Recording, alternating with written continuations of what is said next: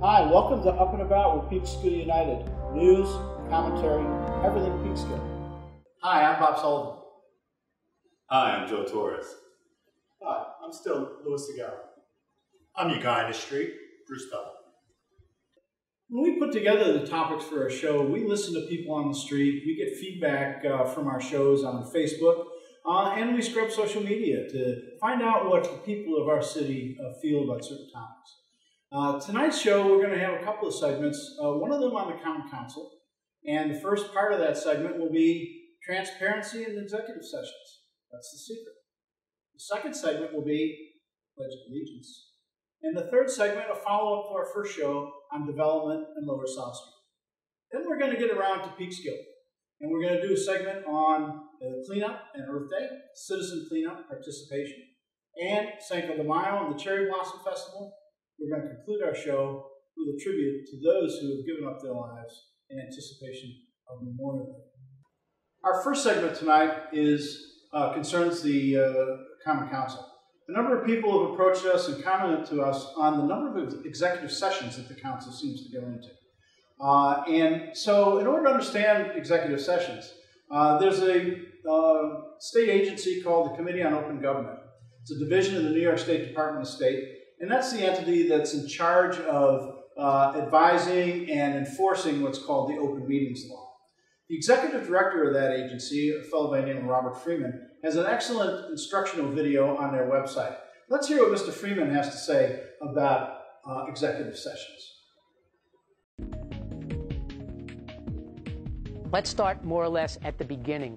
Who is covered by the Open Meetings Law? All of you are here because you're associated with town government. The Open Meetings Law is applicable to so-called public bodies. A public body is an entity, a thing that consists of two or more members that carries out some sort of governmental function collectively as a body, like a town board, a city council, a board of education, your planning board, a zoning board of appeals, the county legislature. In each instance, those entities consist of groups of people that function, in essence, as one body. Those are the groups that are covered by the Open Meetings Law. What is a meeting? What is a meeting? That is a question that arose on day one in 1977. And at the time, the term meeting was defined a little bit differently than it is today. A meeting was defined initially to mean the formal convening of a public body for the purpose of officially transacting public business. Well, all over the state, various kinds of boards, councils, committees were saying, well, we're not going to vote, we're not going to take action, we're not transacting public business. This isn't a meeting. It's a work session, it's a workshop, it's a study session, it's everything but a meeting. Well, the issue went to court involving so-called work sessions held solely for the purpose of discussion and with no intent to take action. The case went to the Court of Appeals, the state's highest court, and the Court of Appeals said very simply, and this is 1978, that any time a majority gathers for the purpose of conducting public business, even if there's no intent to take action, regardless of what the gathering is called, yes, that is a meeting that falls within the framework of the Open Meetings Law. Should we talk about what's open and what's not? Yeah. Executive sessions. Executive sessions. The phrase executive session is defined by the Open Meetings Law to mean a portion of an open meeting during which the public may be excluded. So an executive session is not separate from a meeting, it is a part of a meeting. To conduct an executive session, a simple procedure must be accomplished in public. It involves three elements. Number one, somebody on the board has to introduce a motion in public to close the doors. Number two, the motion must indicate what the board intends to discuss. And number three, the motion must be carried by a majority vote of the total membership, notwithstanding absences or vacancies. If the board meets and there are only 3 members present, 3 out of 5, and the vote to do whatever it may be is 2-1, it doesn't carry. In a board consisting of 5, there must always be 3 affirmative votes to do whatever it is that the board is empowered to do. From there, the next question is, does the subject matter fit within the grounds for entry into executive session? There are 8 grounds for entry into an executive session. I'm going to ask you, what is the favorite word for entry into executive session? Personnel. Everybody says personnel. I'm going to make a suggestion. Eliminate the word personnel from your vocabularies. You can read the open meetings law from beginning to end. You will not find the word personnel there. It has become a catch-all. It's a trap. Throw it away. Why? Because there are 1,000 issues that can be characterized as personnel matters, some of which might justifiably be discussed during an executive session, but many of which cannot. And as we look at the language of the exception, it says that the board can enter into an executive session to discuss the medical, financial, credit, or employment history of a particular person or corporation, or matters leading to the appointment, employment, promotion, demotion, discipline, suspension, dismissal, or removal of a particular person or corporation. So to qualify, the focus must be on somebody or some specific corporate entity in relation to one or more of those qualifiers in order to be a proper subject for consideration in an executive session. Well, we've heard what Mr. Freeman has to say about the purpose of an executive session and the proper way to go into an executive session. Let's hear what our Common Council does when they go into executive session. To executive session. To go to executive session. For personnel. For personnel matters. Second. All in favor? A particular person. Of a particular person? I move to adjourn this session to go into executive session on personnel matters on a particular person or personnel matters. Thank you. Seconded by Vivian McKenzie. All in favor? Aye. Okay, that's it. So I move to adjourn this meeting to go to public hearing upstairs and then return to... Sorry, Mayor. We're going to adjourn to executive session to discuss personnel, a particular person. Sorry. And... Okay. Okay. All right. I move to adjourn. Go to executive session. For personnel matters. Yeah. Seconded by Kathy Talbot. All right. All in favor? Aye. All right. So we're going to go to executive session for purpose of legal advice and personnel discussion. For a particular person. For a particular person. I move we adjourn. Second. All in favor? Aye. We're actually going to go straight into executive session, then return back to the committee of a whole. Since this will be my first time doing that, so do I turn it over to you, Rich, or do I just go right into it? So you would have a motion to go into executive session Okay. for the purpose of legal advice and, well, basically. All right, so I'd like to make a motion to add. can we make a motion to move to go to executive session to discuss matters of legal issues? Yes. All in favor? Aye. All right. We'll return after the executive session back to the committee of the whole.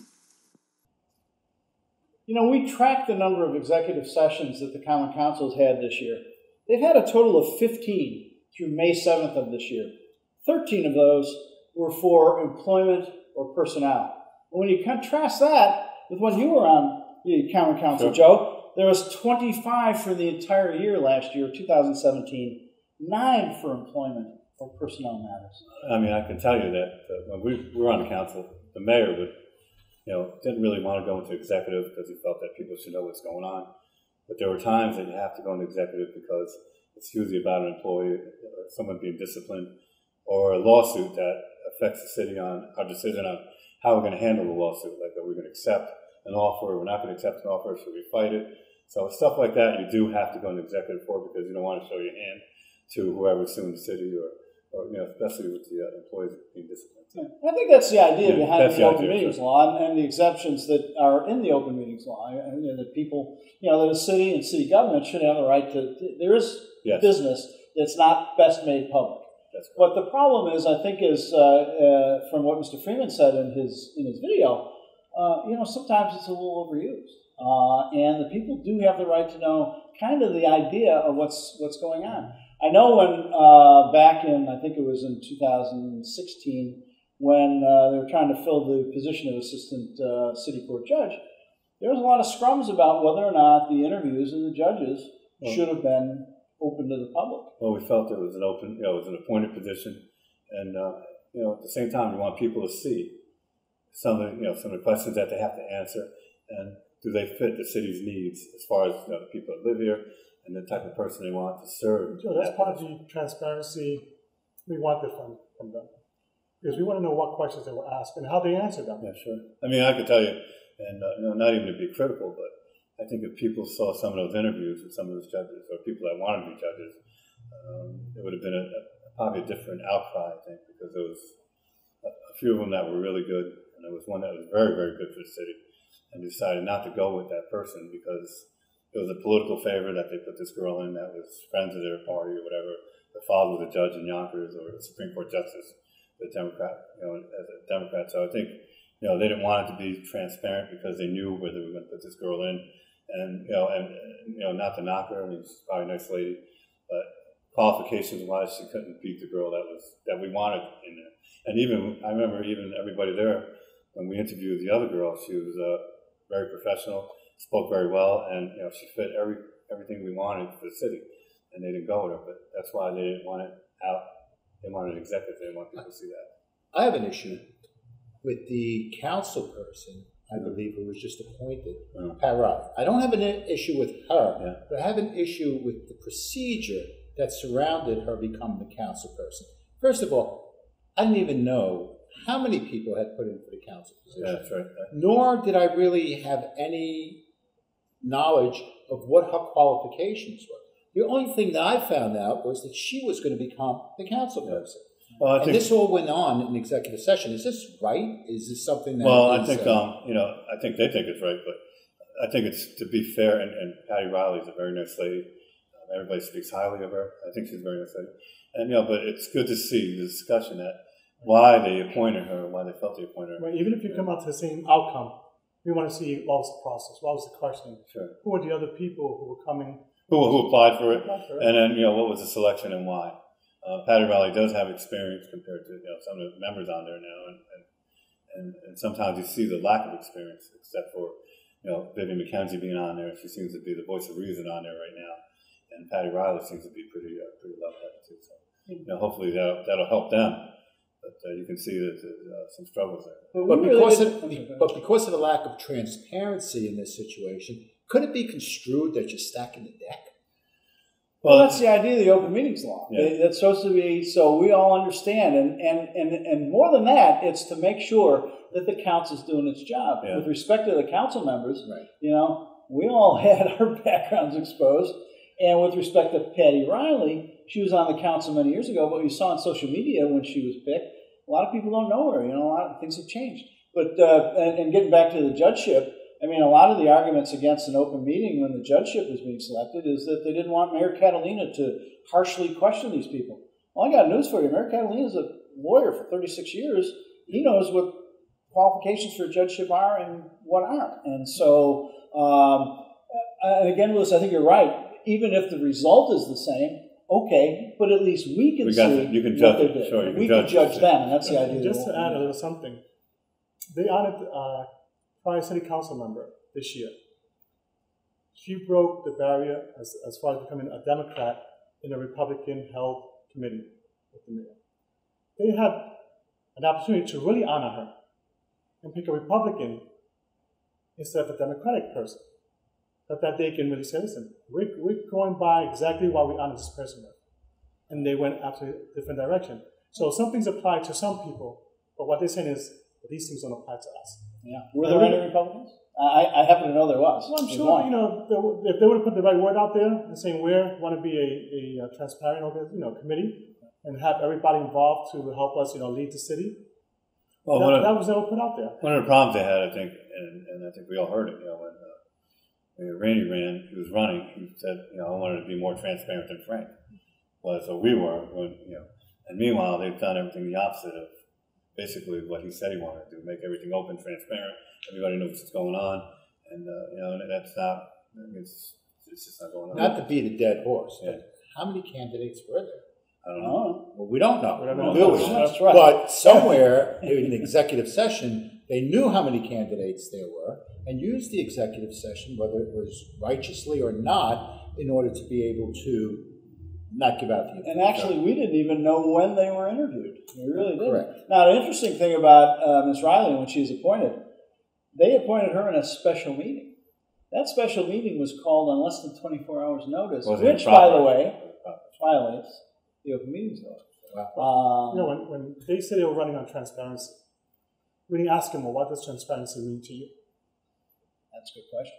Yeah, that's a very good question. So, but the whole question, and again, when we get to the open meetings law, I think I may have mentioned it before, the statute specifically says it's permissive. Just because you can doesn't mean you have to. And I'll give you another example. When Chief Johansson resigned in an executive session, apparently. Why is that to be, and his reasons for resignation? He's a public officer. He's a charter officer. What and how and what he had to say in terms of his resignation, that's a matter of public interest. Right.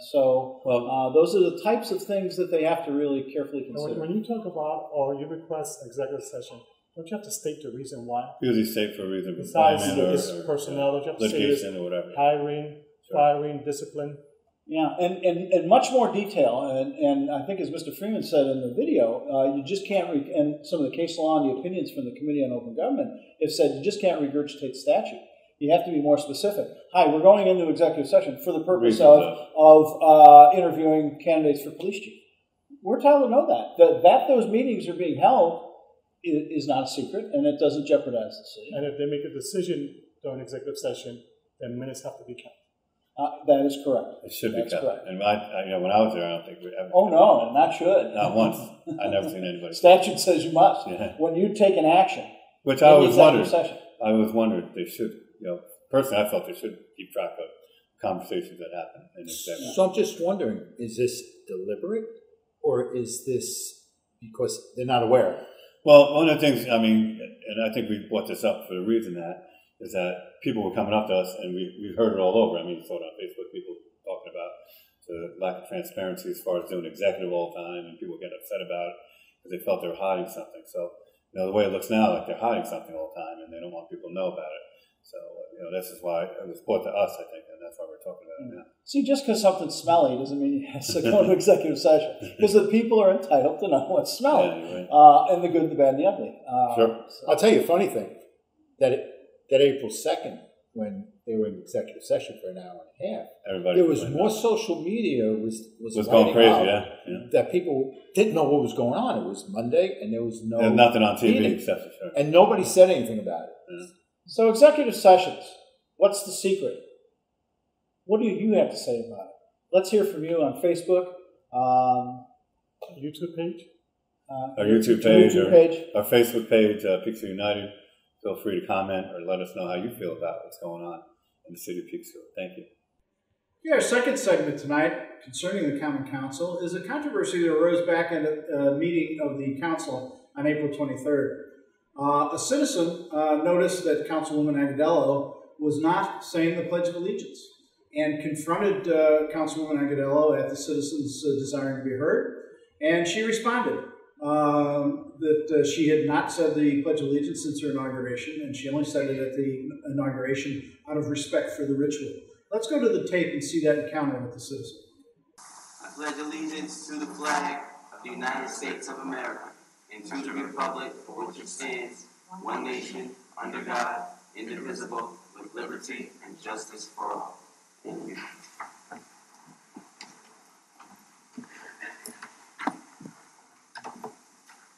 Vanessa, listen, Kitty Boo Boo, you have to say the Pledge of Allegiance to the flag.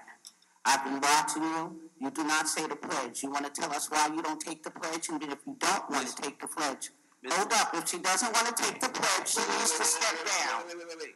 You direct your comments towards me, and if they want to respond, they can. You've been doing this for a long time. Well, listen, and way before you cross the line, she has to pledge allegiance to that flag. You all stand up there with her, and you don't see it. Colin is standing there right next to her. Real quick, I'm going to tell you this. We got the speakers fixed. Lower your voice, or you can have a seat. Well, listen, my daddy been dead a long time. You heard what I said.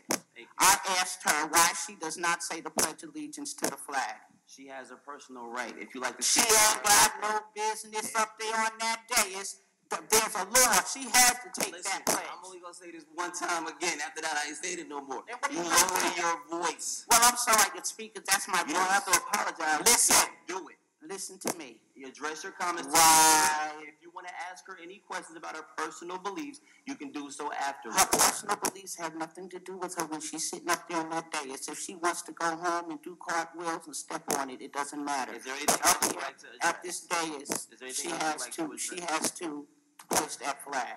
And if the people at the ethics board that are home watching it, y'all need to do something about it. She needs to pledge that flag. Now, you want to say something? You don't have to. Oh, no, let her come on. I'm not gonna. I will come out with a public statement as to why my personal choice to not say the Pledge of Allegiance, what that reason is for, once I have control of the environment in which I'm in. But I will say that I did say the Pledge of Allegiance when I was inaugurated, out of respect for the ritual. That plays into the patriotism of this country. Listen to me, dear. You don't have no business up there. I do have my rights. No, you ain't got no right when you're representing the city of Peekskill. You pledge that flag.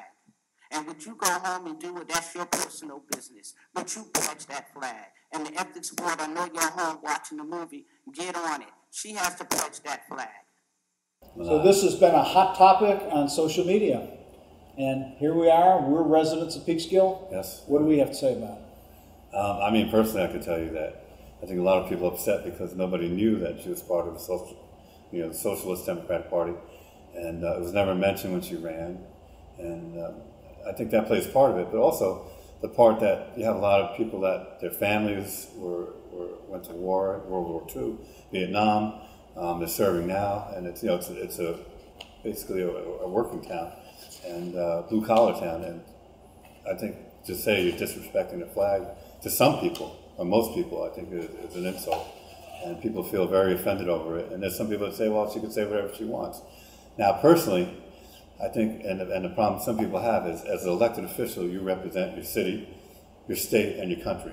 And as far as a patron, I mean, I know when I was on the council, and I still do wear a flag to show my pride for this country. And I do it because I love this country, and it's given me everything I have today.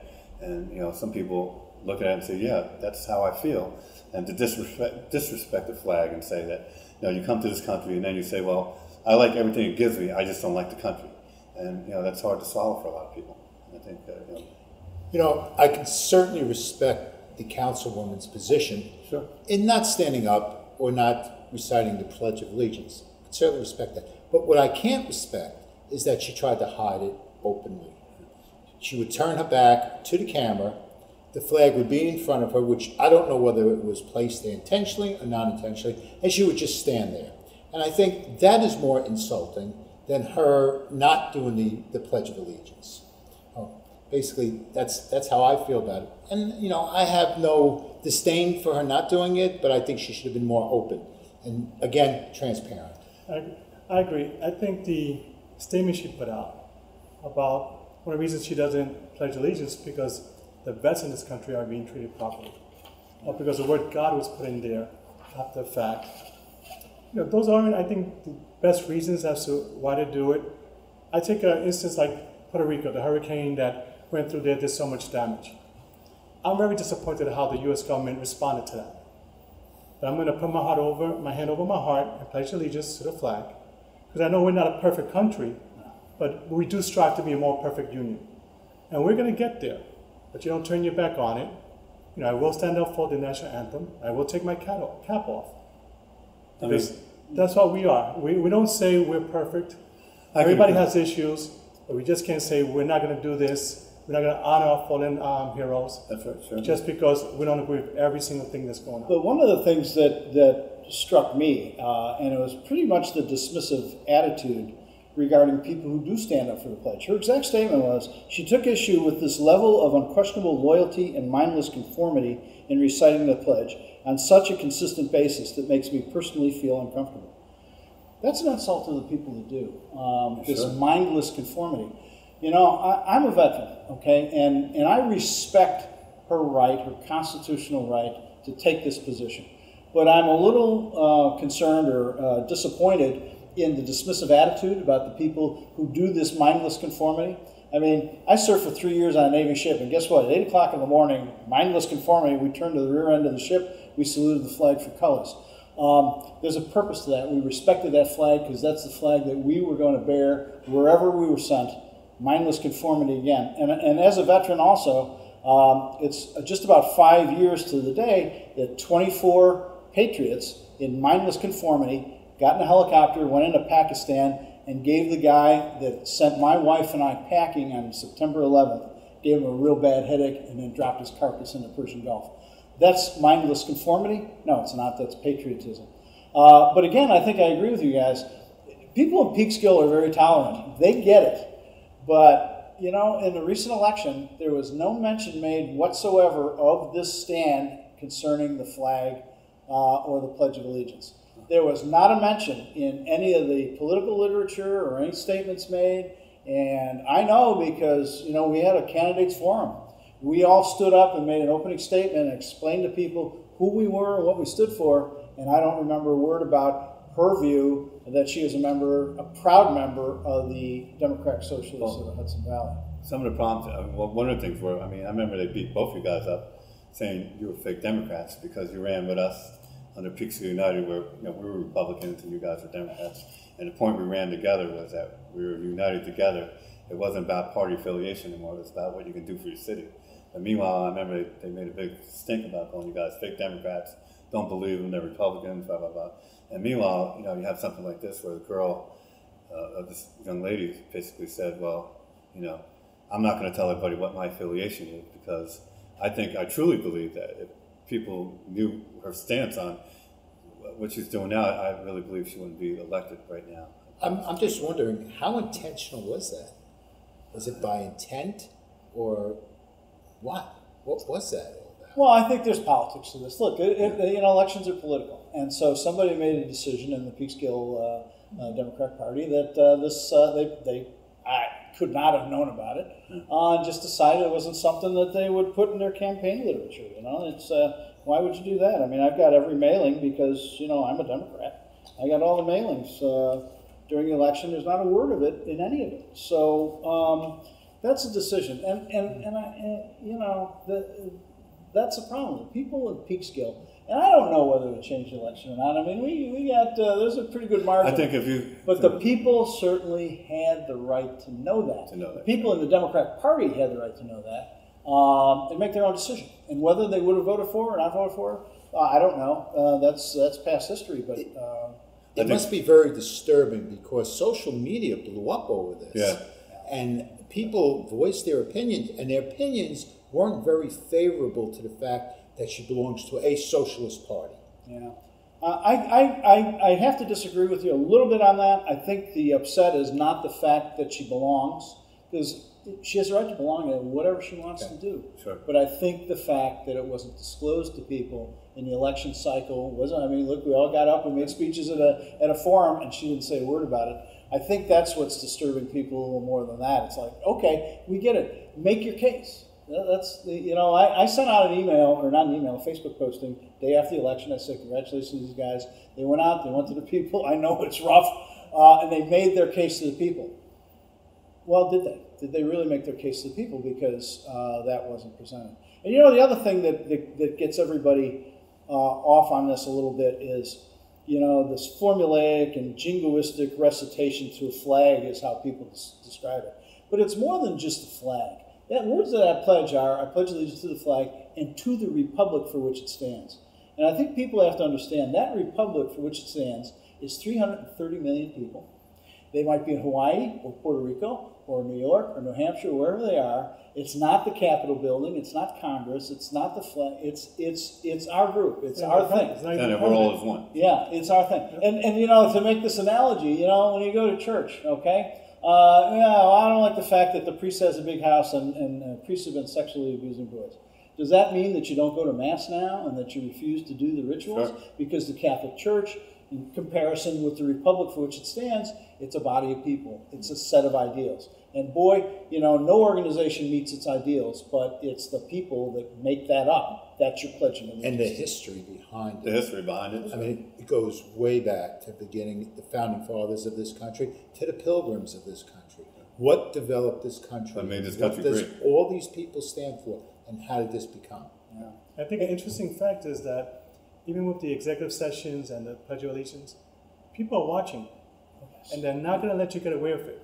So if they thought they would come in here and do what they want to do, and the people were going to pay attention. Now, mind you, they might have not paid attention when the election was going on. Yeah. I'll tell you this much: they're paying attention now. I think I truly believe, by the mayor. I mean, he supports her for whatever she says, but I think in the end, it's going to really have an effect on anyone that supports her right now. And not to knock her. I mean, like you said, she has a right to say it, but what makes it harder for her is that she is an elected official. She is representing the city of Peekskill, and when you think as an elected official, it's patriotism. It's they're sharing your city. They're representing your city, and you want someone that's going to be a patriot. And that's why you see a lot of war heroes get voted into Congress and stuff like that because they fought for this country. And I think in the long run it's going to hurt their party. And not that I'm saying that's what I want, but I just think that people. There's a handful of people, or maybe more, that say it's okay, let her do whatever she wants, we don't care. But there's a lot of people in this city, blue-collar city, that their parents went to war, their sons, their daughters, some of them have passed away during the war. So. And what also was a little disturbing in response to the News 12 inquiry, she immediately says, well, I'm going to do this. And then she gets in, well, yeah, but I support veterans. I killed your dog, but I support veterans. And then she goes on about how badly veterans are treated.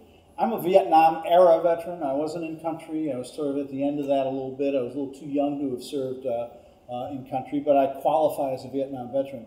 And I got to tell you, when I got out of the service, the Veterans Administration treated me very well. I went to law school because of the Veterans Administration.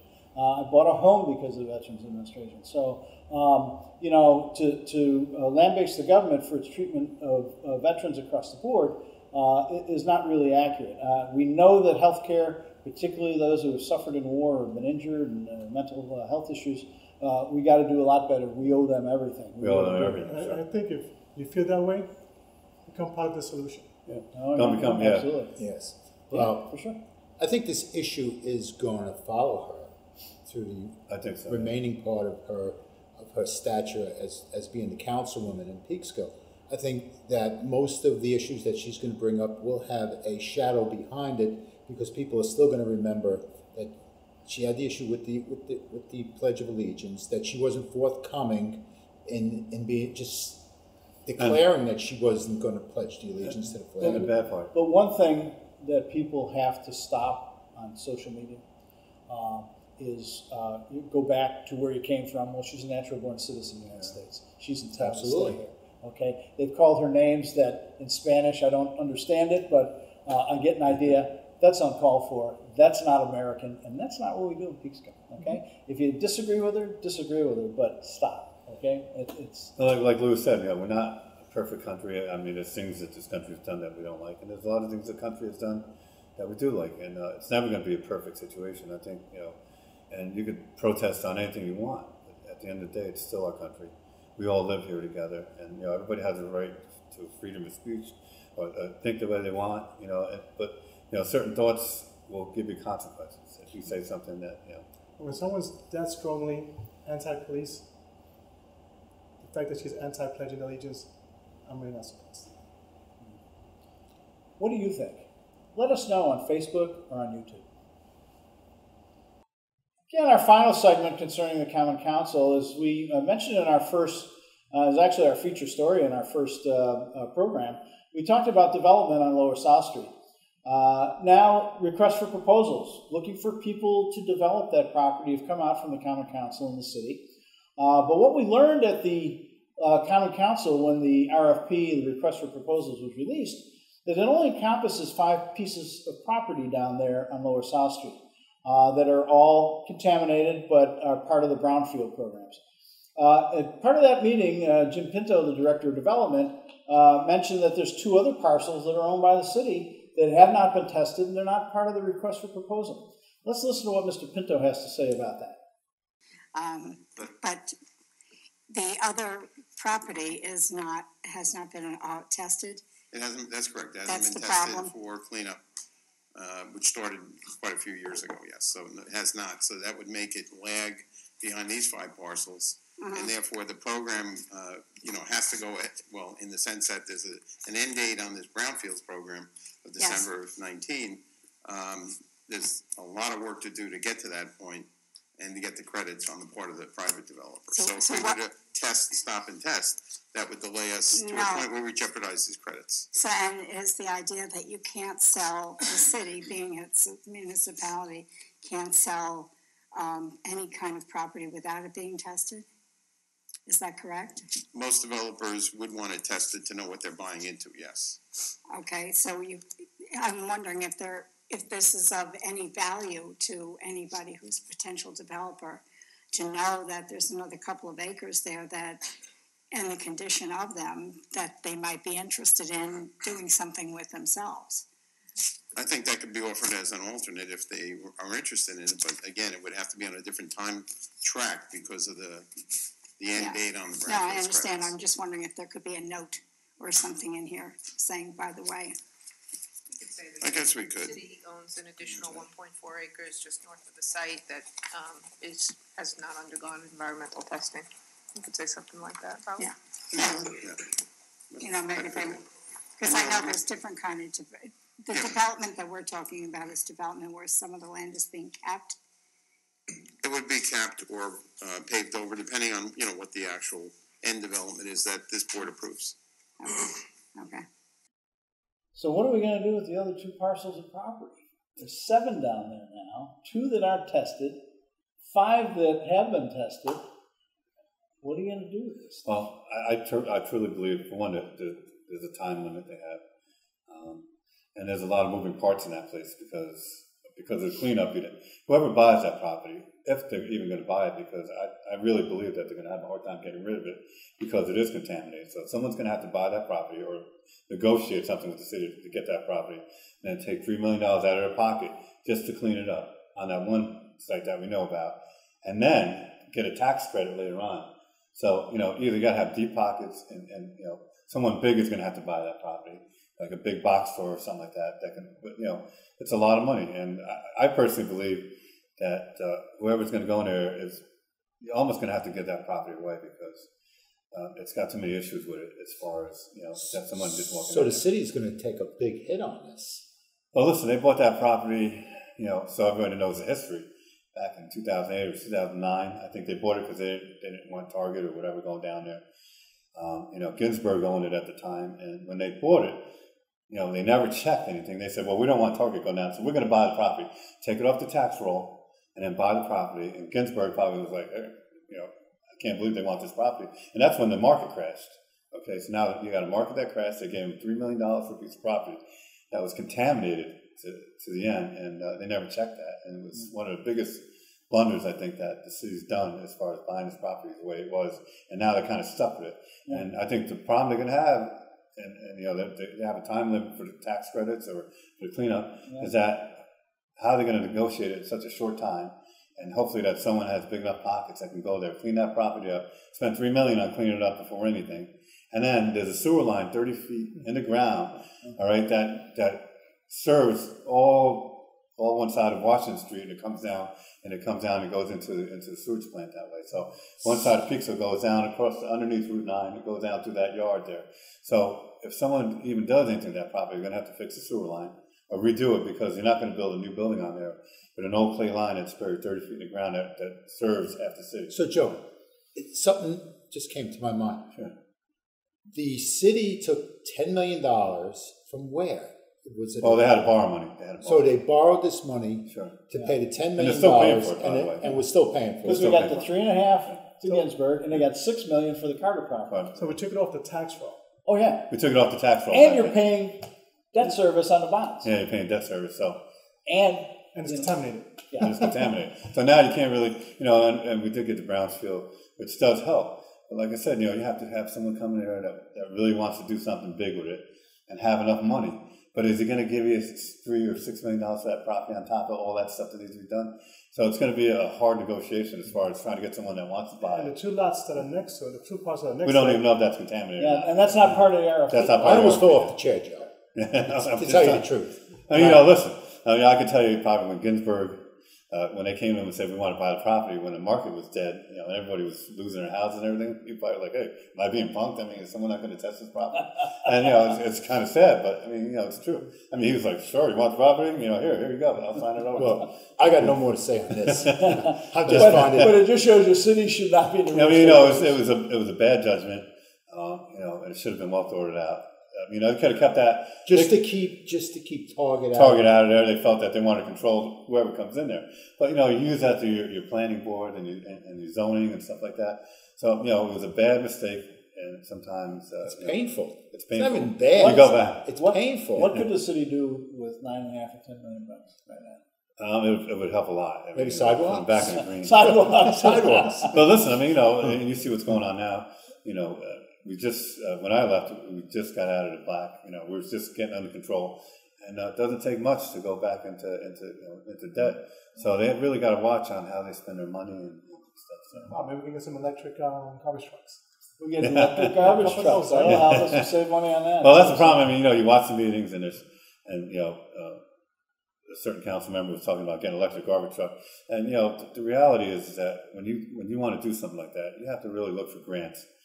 Apply for grants ahead of time, and then hopefully, you know, you can, you know, it'll probably be maybe 50% or a certain amount that you get back on that. You don't pay the whole thing for it. So, but when you're playing with experimental money, electric garbage trucks are really in a prototype phase. They're not well. You know, and so even if you have a 50% grant, the city now has got a $250,000 toy it's playing with that doesn't work. Maybe that's something we'll look into for the next session. It's a great topic to get into. I think we'll talk about that. Sure. Give us your thoughts. Let us know what you think, not only about the parcels, about the RFP, but give us some insight on what you think about the electric cars and electric garbage trucks that have been mentioned, and we'll gladly discuss it with you. Sure. I mean, or bring something up that you want us to discuss in the city. You know, I know down the road we're going to be talking about code enforcement and stuff like that, because we feel that's very important here, and the lack of it. Spring is really an exciting time of the year. And in Peekskill, it's even much more exciting. We had the opportunity to watch the citizens of Peekskill clean up the various parks and to beautify the city. Quite recently, right before Earth Day, we were down at Charles Point Park, and we were watching the many, many people who joined in, giving up their time freely in order to make the city a clean place. We had the opportunity to speak to some of these citizens, and they told us exactly why they came out in order to make the city clean. You can see it from what we have here. Up and About with Peekskill United is here at Charles Point Park today, and it's the annual Peekskill Clean-Up Day. And basically, the Clean-Up Day encompasses 5 parks throughout the city. As you can see, the park looks very, very nice this morning, as there were many, many residents of Peekskill out here cleaning up the litter that strews the park so often. As part of our Earth Day celebration, folks have come to the various parks in the city to help spruce up the parks and get them ready for the summer and all the excitement that we'll have this coming summer. Para mi grupo de Peekskill Hispanic Community, nosotros limpiamos todos los domingos, 2 horas.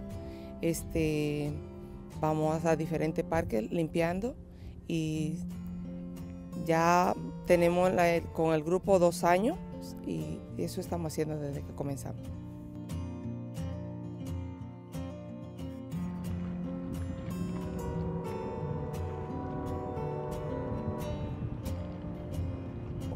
The city of Peekskill has been doing this cleanup for at least the last 10 years, and always before Earth Day. I moved here 14 years ago, and it was going on then when I first moved, and I signed up to volunteer, and that's where I met Scenic Hudson, who, as we know, helped the city of Peekskill make this beautiful riverfront park down here.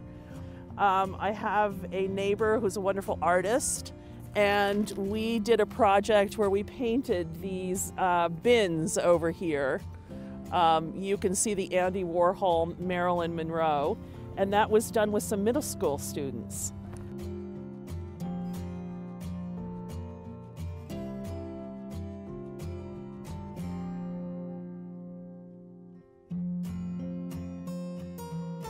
Hoy es el día de la limpieza Estamos limpiando todo alrededor de Peekskill y llamamos a la comunidad a que venga a limpiar, a que hagamos de Peekskill una mejor comunidad.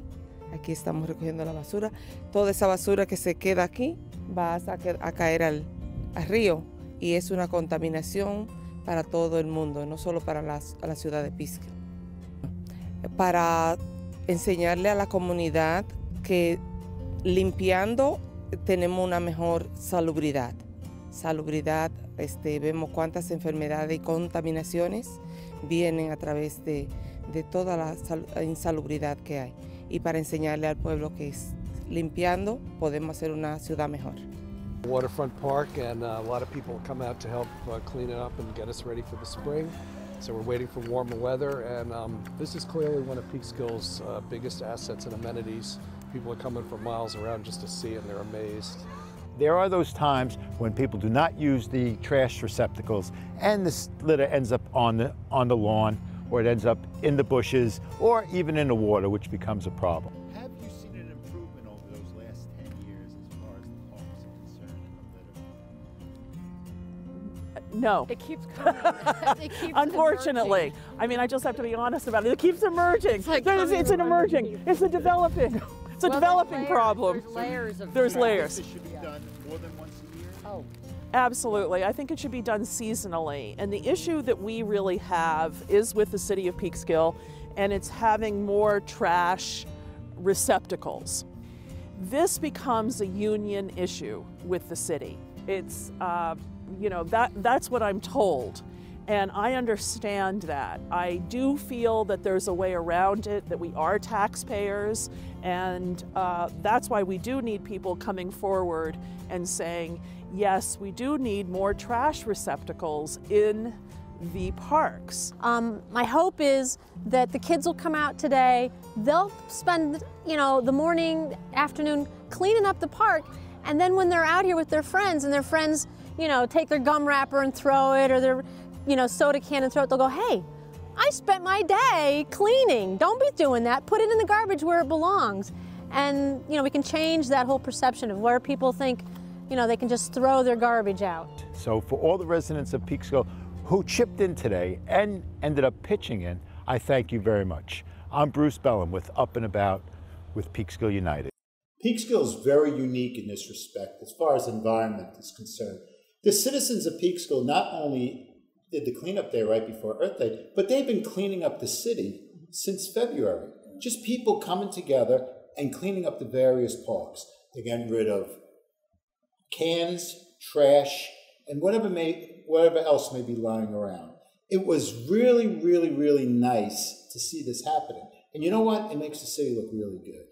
And then as far as environment is concerned, well, you know what? Peekskill is leading in that respect. Well, it's practical environmentalism. It's something, you know, we worry about, you know, global warming and all these things. These are a concern to a lot of people. But, you know, when you come down to the grassroots in a community like ours, you know, picking up the litter, recycling, making sure that garbage is taken away to the city dump and isn't laying all around. That's all really practical stuff. And that's something that we can all get involved in. We don't have to be, you know, environmental activists in order to do it. It's just something we can do. And even just through the city, you know, environmentalism, for instance, you know, Bruce, you and I live up in the woods. Mm-hmm. We have rain gardens that are controlling our water. You know, those are very high-tech and very environmentally sound. Well, so it doesn't go into the... my hat is off to these people. I mean, the citizens of Peekskill are so, you know, so conscientious to make the city look beautiful that I just have to take my hat off to them. My respect is enormous because they do it on their own time, and they were doing it in the cold weather in order to get to the spring. And we don't want to embarrass anybody by mentioning any names like Frank Adair and Leslie Phillips. We don't want to mention names to embarrass them, but they're the head of this thing. Frank has got the... Yeah, Frank's always cutting the grass. Leslie's always... but, you know, that's citizenship, and that's environmentalism. Sure. And you can support in different ways as well. We were out there giving out water, coffee under the Peekskill United banner because we support these type of activities in the city. We know the government is trying to work things out, But until then, we can always do our fair Hey, we even share. saw the city manager down there cleaning up stuff, and he doesn't even have to be down there. Exactly. That's true. So That's not his job. It's nice for him to go down there. Clean up But that's leadership. That's leadership. That's and right. we're the city, so lead by we example. have to lead by example. That's right. Give us your thoughts on what else we can do to help make Peekskill a cleaner place. On April 28th, we had the Cherry Blossom Tree Festival, the first annual, hosted by the Peekskill Rotary Club, of which I'm a proud member of, and they're like the Avengers of doing good in the city of Peekskill. Our president, Chappie Manser, we've got to interview him and get his feeling on what the festival is all about. And we also have our incoming president for next year. And she gave us a couple words on what Peekskill Rotary Club is all about. It's Saturday, and I'm down here at the riverfront at the Rotary's first annual Cherry Blossom Festival. As you can see in the background, one of these trees was donated to be placed right here for the Cherry Blossom Festival. It's just like Washington, except it's in Peekskill, New York.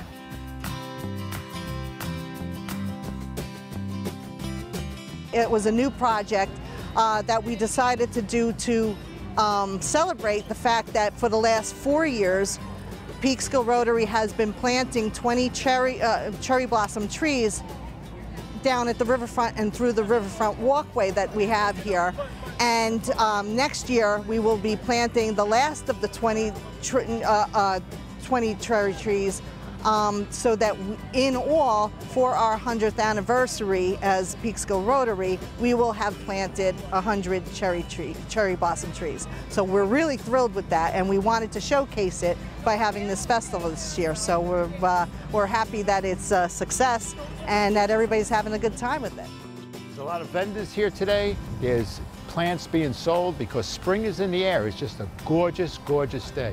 We got some geraniums and a spray. We'll use these in the front planter in front of our house. It's a good start for the planting season. We're sort of a month behind due to the weather, but this is a good start for us. Did you have fun down here today? Yeah, it was nice to walk around. It's always nice to spend time down in the Peekskill riverfront. We thought this would be the perfect place because the riverfront is just, it's always been a beautiful place, and ever since they've tried to expand on the project, this was the perfect spot for it. Were you a little nervous about, what the outcome would be if we didn't get good weather? I was praying, checking the weather probably every hour, a little nervous at the beginning of the week, and then kind of at the end of the week they were changing it. And then I woke up this morning, it was foggy out, and I was like, I hope this burns out, and it's absolutely just a perfect day for it. It was very well attended. We had great weather. I want to give a shout out to Jim Witt, who predicted no snow. Thanks, Jim. And everyone had a great time. The food vendors were busy all day long. The children's festivities was amazing. Really drew in a lot of people. A lot of family, a lot of young kids there. Absolutely. A lot of, parents. And the great thing is, the trees were blossoming. Oh yeah, that's hard to time at. Perfect timing. It was a beautiful day. I mean, I was down there. I had a great time. How did this all? Where did this start from? I can tell you. I mean, I was on the council when we voted for the cherry blossoms. The Rotary Club came up to us and said we want to put a certain, basically line up the riverfront with cherry blossoms. And and I thought, even when I was on the council, I thought it was a great idea because people go down to Washington D.C. from all over to go see the cherry blossoms down there. The only difference is that we have probably the best riverfront on the whole Hudson River. I mean, the view is unbelievable. And to have those, right now they're small. As they get bigger and they start blooming, it's going to be a beautiful thing down there. It's going to be probably one of the nicest parks up and down the river. How many cherry blossoms are there? I think, I believe it was either 75 or 100, something like that. Well, eventually we're going to have 100. Rotary donated 100 cherry blossoms.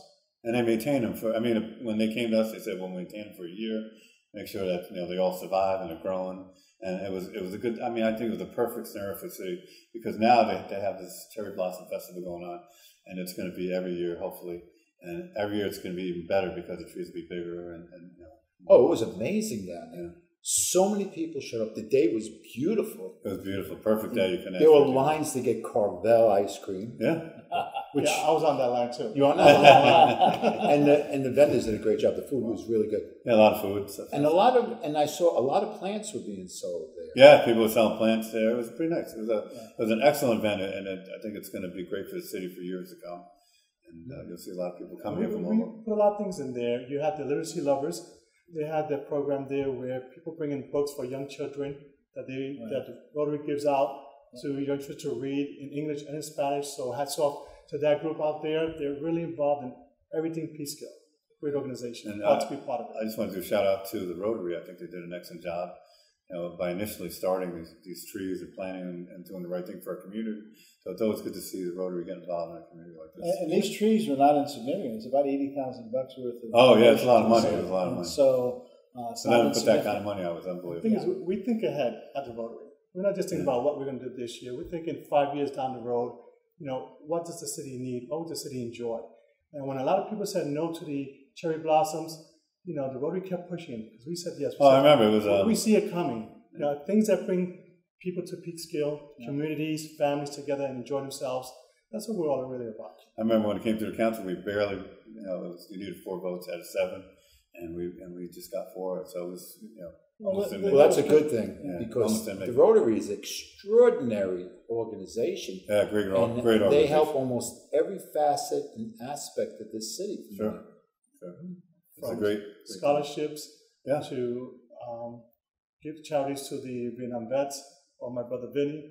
A whole slew of hopefully we can maybe get the Rotary in here. Some guys, the president, the Rotary president, and talk about some of the things in one of our segments to explain all the great things. It'd be good. It would definitely be good. So here we have it. We just celebrated Cinco de Mayo, and every year it's always a great event. Ruben from Ruben's Cafe, always spends his money and closes down the street, and everybody comes to the street, and you have a lot of people celebrating, and he has mariachis come in and play, and bands come and play on these stages. So a lot of people come from all over to see it, and it's a great day. And we've been fortunate for the last 3 years that we have great days and great weather. So it's always good to see, a diverse community come together on something like this, Cinco de Mayo. How many people were there? I mean, I'd say probably a couple of thousand. There was a lot of people. Yeah, I would say probably 2,000 or 3,000. And as it got later, it just got all packed. I was there, and it was hard to go through without starting to dance.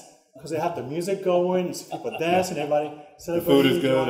The food is fantastic. You get a lot of people that come, and they close down the whole street, and you'd have to come and really see it for yourself and understand what it's about. But it's really pretty neat.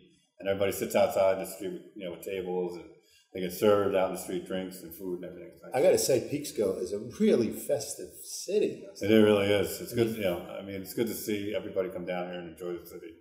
And, you see people from all over get off the train, especially when we have special dates like this or, Jazz Fest or anything like that. I don't know if we're having a Jazz Fest this year. I hope we are because it's another great thing. But we'll see. Somebody's got to come. Sounds like fun. Yes. I want to give a shout out to the Peekskill Ambulance Corps. These are men and women who volunteer their service freely in order to save other people's lives. They're always there when you need them. They come out of their beds at 2, 3 o'clock in the morning on a cold night, and they go and they attend to a motor vehicle accident or a person who may have had a heart attack. So thank you very much for your service, and I certainly appreciate it. I want to wish all the mothers in Peekskill and around the world a happy Mother's Day. I would like to wish everybody a happy Mother's Day, and my mom and my beautiful wife for all she does for me. Thank you. And a reminder to everybody, before we film our next show, this is our last show before Memorial Day, which is May 28th. If you have the time, please take the time to go out to the ceremony. The veterans have a ceremony at Monument Park on Memorial Day. Take the time to remember those who gave their lives in service to our country, and particularly those from the city of Peekskill who gave their lives in service to our country. I salute them. I thank them. I remember them. I honor them.